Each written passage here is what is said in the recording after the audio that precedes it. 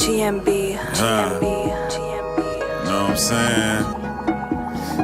We just some young Texas niggas. Hey man, what it do? It's your boy Grade A Dre, CEO and founder of PBG Films. We live right now on PBG Unplugged at How's a Kite. Culture, lifestyle, and entertainment, man. We got my boy Clark. What's going on, homie? What's happening, man? Appreciate y'all having Yes, sir, me. yes, sir. So y'all don't know, Clark is a profound trainer and fitness enthusiast out of Houston, man. Tell us how you got to start in the fitness game, bro. Man, backtracking to, I want to say, 2013? Yeah, I'm going into year 12, so. Damn it, that's what's up. Backtracking, I came out of college after I graduated, looking for something to do, you know what I'm saying? I started off substituting, and with that, I started volunteer coaching, you know what I'm saying? So when I was volunteer coaching, I was just getting my feet wet, or whatever the case may be. So that following year, when I got hired full-time, one of the coaches had ended up leaving, you know what I'm saying? So, and the coach that left was head of strength and conditioning of the program. So with that, they needed somebody just to fill that spot, and they was looking for somebody in-house to just take care of the athletes or whatever the case may be. And so I just stepped up and I did it. I was the youngest coach. I was actually the youngest faculty member in the school at the time, at 24, 25. So with that, I just kind of fell in love with the whole strength and conditioning aspect of things, you know what I'm saying? Weight room, training guys and stuff like that, to where it just led me to looking further into it and going back into school to get my certifications and stuff like that, you know, lifelong diplomas that I got from National Personal Training Institute. And it kind of just took off from there, you know. Been grateful for sure, you know what I'm saying? So you said you've been in it 12 years. 12, yeah, going on 12 years. Going on your April. 12 years. Yeah, that's what's up. That's longevity right there. That's a long time. Yeah, that's a man. long time. I don't think I ever did nothing for 12 years. Not so far. It's staying the course, man. You know, Yeah. you gotta stay the course of things if you want to see it, you know what I'm saying, happen. So what keeps you going with the training? Like what's some of the downsides of it and the upsides of it that make you be like, man, you know what, I'm finna keep on doing this here? Man, it's a lot of both. It's a lot of ups and downs. You know, you have, when it comes to like your general clientele, you have these drop-offs and stuff like that, you know.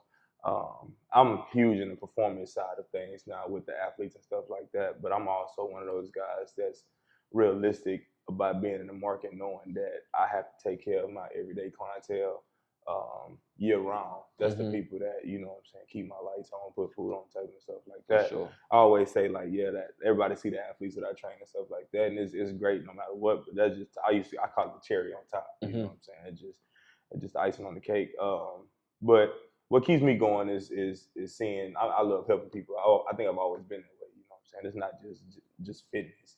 You know, I tell people all the time, like, man, I'm more of a therapist than anything, you know, because people, you never know what some people come to the gym, yeah, they have a session, but we don't even work out, you know what I'm saying? We trying to figure out what's going on in your life, in your world, to try to get you back on track. Right. You know what I'm saying? So I think more so just helping people and doing things like that. And when it comes to the athletes, it's the same thing. Like, I may get a guy that's injured, and my goal is like, all right, let's get you back healthy. And then the goal for this year is not that you don't get hurt again. You know what I'm saying? So I take a lot of pride in that. Yeah, that's what's up. So. So when it come down to like soliciting your clientele or choosing with clients that you want to work with, what's that process like for you? Man, yeah, I mean, I worked hard to get to that point. You know, it was a point in time I was taking anything and everything. Right. But I am not so much no more. You know what I'm saying? Like, so it is. I can kind of read it when somebody come in. You know what I'm saying? And I don't necessarily just shoot anybody away, but it's like, if I don't feel like it's a good fit for me, then I gotta protect my peace and my energy at the same time. So it's a general conversation, you know what I'm saying? Let's figure out what's your goal. Let's figure out like how serious you are. I mean, you never know how serious somebody is until they actually come in, but you can get a feel for it, you know what I'm saying? So I try to I go that route with things like that, you know what I'm saying? But like I said, I'm huge in the performance world, like with the athletes and stuff. So even it's becoming to the point where now I got these guys year round, because you may have a guy that may be injured, that may not be playing this season or whatever the case may be, but he has to be training at the same time. So, and then now me and my guys at the gym has tapped into like this high school market of athletes and stuff like that. We got some of the top players in the city. So that keep us going from the athletic stand basis real year round with the guys that's based out of Houston, Texas. That's what's up. So how is you said you do a lot of strength and conditioning. Mm-hmm. So what would be a good strength and conditioning workout for one of your clients? Let's say on the average day, what would y'all go top to bottom? Well, first I'm gonna do a general assessment first. You know Mhm. what I'm saying? I'm not just gonna throw nobody in the fire. You know what I'm saying? So with general assessments, I gotta see how your body moves with certain movements and stuff like that, Mhm. and then I program the workouts and exercises as we go from there. You know what I'm saying? So I like to consider my stuff as phases. You know, I used to start at phase 1. Now I start at phase 0. You know what I'm saying? So phase 0 is all like I do a lot of, and Skrilla will tell you when he come, like when he see the athletes and stuff like that, like I do a lot of stuff with shoes off, you know what I'm saying, in that first phase, because you got to build from the ground up, you know what I'm saying. Mhm. So a lot of people don't understand that part, like the feet is your foundation, so Right. we got to build that part up before we move to the top, you know. So I won't just throw anybody in strength and conditioning regimen to start, you know what I'm saying. We'll start on some body work first, body work stuff first, and then just kind of go from there. That's cool, bro. So when it come down to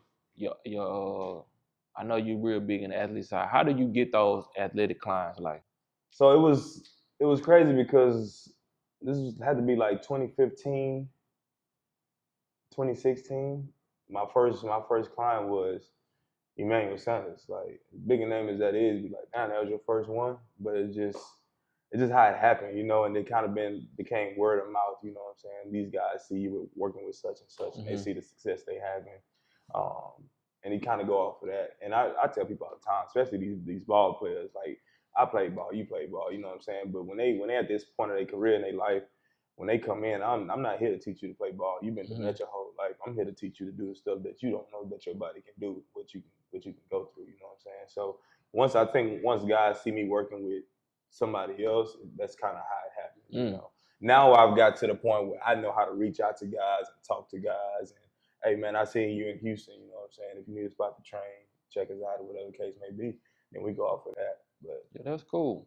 Yeah. So when it comes to training the athletes, is it more one-on-one training or? So it's different. Group session? It's different because like we have these weeks, like we have a week in these, like 2 or 3 weeks in December and 2 or 3 weeks in May, right? And that's like college athletes. So with our college athletes, it's kind of like, it's more so group. That's what they used to. That's what they're coming from.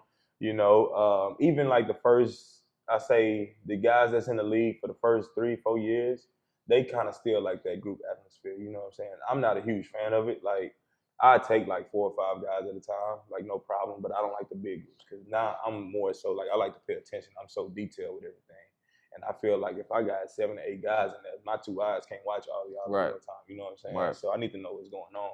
I've kind of scaled back a little bit because a lot of my guys are vets. You know, I got a lot of young guys too, but a lot of my guys are vets. They older, so they workouts aren't what they were 4 or 5 years ago. You know, it's more so, all right, now you're dealing with this. Let's correct this type deal. You know, and I can't do that in a group setting, so I have to break that down one-on-one more so.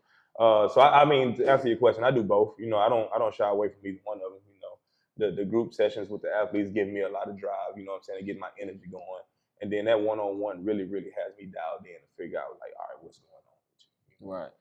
So what do you do when them clients come in? They be good for a couple of days, then they get the bullshit. What's your kick out routine, man? How you get them up out of here? Yeah, well, so eventually they kick themselves out, right? Because they do that, and then they'll be like, I don't see them for a while. When I don't see them for a while, I don't take them back. Right. Because I just don't feel like I'm not wasting my time. You know what I'm saying? Because now you playing with my time, you playing with your time. Like, and I'd rather you save your money and spend your money on the bullshit you've been doing, rather than, you know what I'm saying, give me money and you not utilize it, you know what I'm saying? So I let them weed themselves out over time. It always happens. So when it comes down to like the training aspect of it, can you let the viewers know how much like does a good dietary play within in fitness? Man, it's important, but I will say I'm not a certified nutritionist. You know what I'm saying? So I'm not gonna tell you you need to be eating this, and this. You know what I'm saying? Like I always say, I'll help you, I'll guide you. You know what I'm saying? Like I know what you can eat, what you shouldn't be eating, but the human body is so crazy. You know what I'm saying? Everybody's just different. Like what you eat to make you lose weight may not work for me.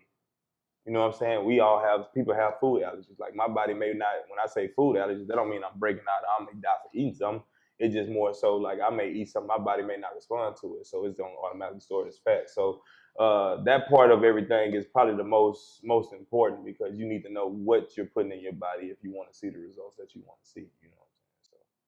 So over your course of the 12 years, what has been the highlight of your career so far? In training these athletes, like what moments have you taken part of with your training? I mean, this past weekend was probably one of the biggest ones. You know, it's like, and I have guys on my roster that has won Super Bowls. Don't get me wrong. You know what I'm saying? That's all fine and dandy. But some of them guys has won Super Bowls before they came start training with me. You know what I'm saying? So that's not. I mean, it's cool to be like, yeah, I got Super Bowl champion, such and such on my roster. You know what I'm saying? But I don't feel like I didn't have anything to do with that year. You know what I'm saying? Like this past year, we had a rookie that got drafted by the Eagles Hunt. You know what I'm saying? And we trained him from his pro day, pre-draft stuff, went to his draft party. So we was a part of all that. You know what I'm saying? And then to see him make it all the way to the Super Bowl and win it, and then you know what I'm saying, contribute in a huge way. That was like the biggest feeling I've had since I've been training. So what was the conditions of like training him? Like what all y'all, what was the process y'all actually went through with the training with him? So with him, it's like, and we're going through it right now. It's like this is what you call like the NFL Combine Pro Day training. You know what I'm saying? You get these guys conditioned and ready for their pro day, where they have to go out in front of these scouts. They have to test and stuff like that. So the training is not normally what they're used to. You know what I'm saying? It's really teaching them how to do a 3-cone drill, how to do a 5-10-5, how to get ready for their 40, how to run a 40. You know what I'm saying? And you'd be so surprised, like these guys honestly don't know. You know, they just know, I know how to run with the ball in my hand. And that's not the same way you need to run a 40. You know, it's a science to it. You know what I'm saying? So being detailed and breaking all that stuff down, you know what I'm saying, I feel like was very important in him getting drafted the way he did, you know, because if you don't test well, if they got you projected as such and such, and you don't test well with those numbers, you may slip, you may fall, you know what I'm saying? Like, and that's what a lot of people don't understand. Like when they watching these drafts and they be like, oh man, I can't believe such and such slipped as much as he did. It's mainly because like when they went to their combine, they went in front of these scouts to perform, it wasn't what the scouts thought, you know? So having that foundation and making sure those guys stay on top of that is very important. So that's why it's a different feeling. It made us feel good about what we did with them. Yeah, that's a major accomplishment. Yeah, you know what I'm saying? that's That's a big, major man. accomplishment. So Sure. to have that accolade up under y'all brand now, as far as from start to finish with the whole workout plan, what's the going forward plan with that particular athlete? Like what does a Super Bowl win do for that athlete when it comes down to training in the postseason? Well, for him, it's all about, all right, that's year one. All right, like we happy we celebrated. Now it's time to go get more. You know, it's more accomplishment and accolades that these guys actually try to reach. You know, all right. So for him, it was like he's a rookie. I'm just using him for example. He's a rookie. All right, what's your next goal? All right, my next goal is to become a starter. You know what I'm saying? I want to be a starter. Then from a starter, now I want to make Pro Bowl. I want to have such and such sacks. You know what I'm saying? So it's always something I feel like players are working towards. You know what I'm saying? The Super Bowl is the ultimate goal, and you want to get as many of those as you can. But it's personal accolades that they work towards too as well. And it's like I said, with us, it's just more so about I want to make sure you're healthy going in. And I always tell my guys before they leave, I take a lot of pride in you being the most conditioned guy when you get back to your facility. You know, so I take a lot of pride in that. Because if you go in shape, they have nothing to say to you. You know what I'm saying? So that's one of my things. Cool. So basketball, football, what's more harder to train athletic wise when it comes down to the conditioning training? I would say football for the simple fact of the conditioning phase. Then you got all these different positions, you know what I'm saying? So you have to train individuals different when it comes to football. Basketball too, don't get me wrong, but football is way more detailed because I mean you may have an offensive lineman in there, and you may have a DB in there. You know what I'm saying? That's just part of it, you know what I'm saying? And even a conditioning is very different. You know what I'm saying? It's not like with basketball, like your conditioning is a couple of seconds different. You know what I'm saying? So I think I have a lot more fun training football guys because it's always go, go, go. With basketball, I'm a little more locked in. I'm more serious, you know, because it's slower. I relate to those guys a little bit more with the basketball background. And it's like I said, it's way more detailed, you know. And it's not as strenuous as football, you know. Like we can take some steps back and be like, all right, this is what we focusing on, like, you know. And when I touched on that whole no shoes thing, my basketball guys go no shoes all summer, you know. They love it, you know what I'm saying? Except on Fridays, they know about Fridays. They know we get out there on Fridays, so that's part of my background with it, my experience with it. So when it come down to marijuana in sports, what's your take on that consumption? I mean, I mean, to the masses, I think it may be a problem, but I think it can be beneficial. You know what I'm saying? Like the stuff these guys go through, you know, year after year. Talking football, you're talking 17 weeks. You know what I'm saying? Talking basketball, you're talking 82 games. Whatever the case may be, you never know. Some of that stuff may bring these guys a little bit more peace. Relaxation, however you want to look at it, but I don't personally see a problem with it, you know. Cause I know they the whole CBD wellness thing. Like, have you ever seen like the CBD creams that they use and all that? Yeah. Do you have any knowledge on if it's beneficial or not? I don't. I just know of more so of the straight THC cream, you know. With the percentage of the menthol they put in there, it's supposed to be very, very helpful for the joints and stuff like that. That's about all I know about the creams and stuff like that. But, yeah, because I definitely see if I was an athlete, I'm be getting high as hell. I mean, I ain't gonna lie to you. I mean, if I'm an athlete, shit, I'm gonna tell you now, I'm cheating. Yeah. You know. They changed it now though. Like they don't test for weed and what's. I mean, they don't.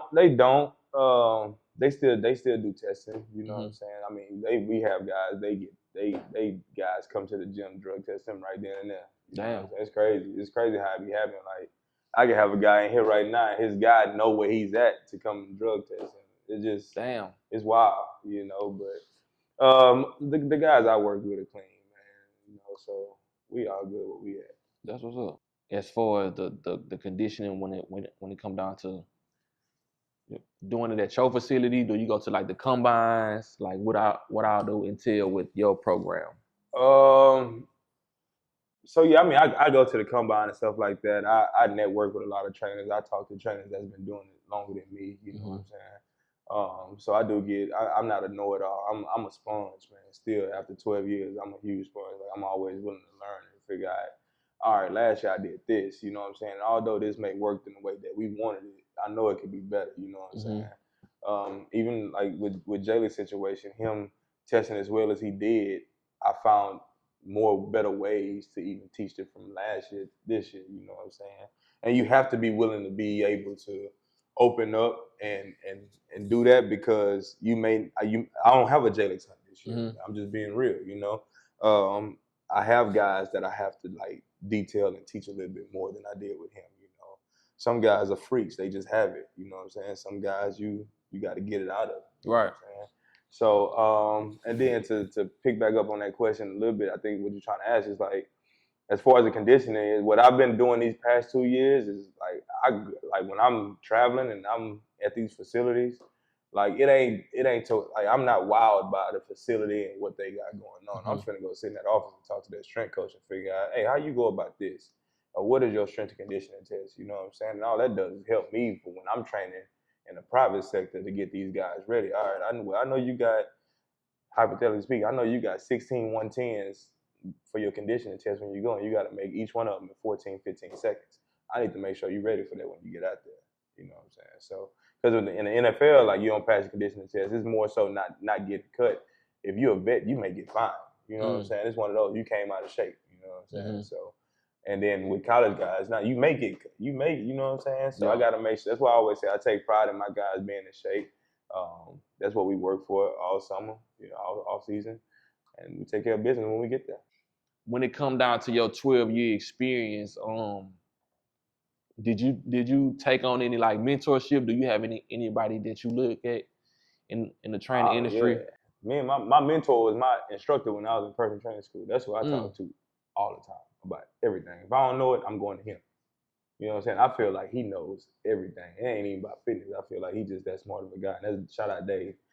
He know it. You know what I'm saying? So, and it's not just him. I have some other mentors. It may not be from an educational standpoint. It may be more so of like, all right, you just been in the game so long. You know what I'm saying? And although like you go about things a little bit different than I do, how was you able to sustain, you know what I'm saying, being here, you know what I'm saying, how you, like the question you asked me earlier about drop-offs and stuff like that, how do you deal with that, you know what I'm saying, how do you go about talking to such and such or whatever, about whatever problem they may have, you know what I'm saying. So I do have quite a few guys I lean on when I need to. And how important has that been over your span of 12-year career? Very, because especially with Dave, it was more so like, he saw it in me before I saw it in me, you know what I'm saying. So, and it's just like each step that I took in my 12 years, he was right there, you know what I'm saying. And he is more so of like, you got to figure it out. I'm gonna be here. I'm gonna be right by you, but you got to figure it out. I'm not finna give you nothing, you know what I'm saying. And he's been like that the whole 12 years, you know. So I think that was just him being a great mentor to me, you know what I'm saying. So, right. Yeah, I have to say Dave for sure.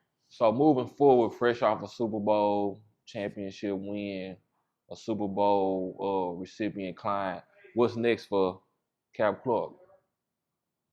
More, you know, and just building a facility. You know, I got my own facility at Champions League in the Galleria area. So it's just more so building that up, building my team up. My team is so important to me. You know what I'm saying? Like I do whatever for them, you know, because without them, like this train don't roll. You know what I'm saying? For So, sure. it's making sure I'm doing whatever I can. You know what I'm saying? To uplift them and uplift the facility, and we just continue to grow. You know what I'm saying? That's the main thing. Day by day, basically. I just control what I control. That's all you can that's do. it. So what would be the difference between entrepreneur and a training side? What's some of the obstacles you face as a business owner and as a trainer? No, 100%. I would even my guys in house. I tell them we talk all the time, and I'll be like, man, like train as long as you can. You know what I'm saying? Like I don't want to. If you want to have your own facility, have your own. I'm not against that. Like I want that for you. You know what I'm saying? But learn this as much as you can before you get on this side. You know, because I had to bump my head thinking I was ready. You know what I'm saying? What was that, 4 or 5 years ago? Thinking I was ready when I wasn't. You know what I'm saying? And but if I don't go through that, then I don't be in the situation. I mean, I don't be in the position I'm in right now. You know. But I feel like with training, I always say with training ain't no cap. You know what I'm saying? Like you can make as much as you want. You got the freedom to do whatever you want. Now when you're on this side, it's not necessarily a cap, but you got a lot more responsibilities, like overhead, making sure, you know what I'm saying, everything's taken care of. Like everything falls on you. You know what I'm saying? You the yes man and the no man. You know, so but it's fun. I will say that. So like if it's somebody out there like really want their own thing, I'm not steering you away from that because it really is a great thing. It's just a lot that comes with it. When I know as a trainer, like you have a lot more freedom and a lot more time to grow. You know, a lot of people try to jump in so early, and I won't even say I jumped in so early. Like I said, I was in year 9 at the time, year 8 at the time. I just wasn't ready. You know what I'm saying? I didn't do my homework on everything that was to come. Jumping into situations that I did, you know what I'm saying? Like I said, I had to go through that to be in the position that I am now. And I'm grateful for it, you know what I'm saying? I'm pretty sure it's going to be a lot more stuff that comes up, you know what I'm saying, that I got to learn from and grow from. But I'm willing to run that race, you know what I'm saying? I'm deep in it already. So. Yeah, that's what's up, man. That's what's up. So I appreciate you for sliding on us today, man. Appreciate you, dog. Appreciate you having me, a lot of man. game. Let them know where to find you, man. Y'all can find me on IG. I'm on IG a lot, man. Cap.Clark. Champions League _ facility on Instagram, Cap Clark _1 on Twitter. I'm kind of on those two mainly more than anything. Reach out to me. Got the website in the link. You know what I'm saying? Inquire. Come check us out. It's a great vibe, great community base. You know what I'm saying? It's a good time in our facility. So come check us out. And don't come bullshitting because you will get cut. Yeah, we ain't picking up anybody, man. You gotta make the team. For sure. So we appreciate you for stopping in on us, man. Check him out. Y'all want to get y'all health together, y'all fitness on. He the man with the plan, man. PBG Unplugged, recorded live at How's It Kite Edo. Shout out to the sponsors, Ism, man. We out. See y'all next week. That ism, dog. It's just work. It's just work. Yes, sir. Appreciate you, dog. You know what? I should use the app that I used last. Hell yeah, this nigga wrote this shit on a napkin, like. Because I was sitting there.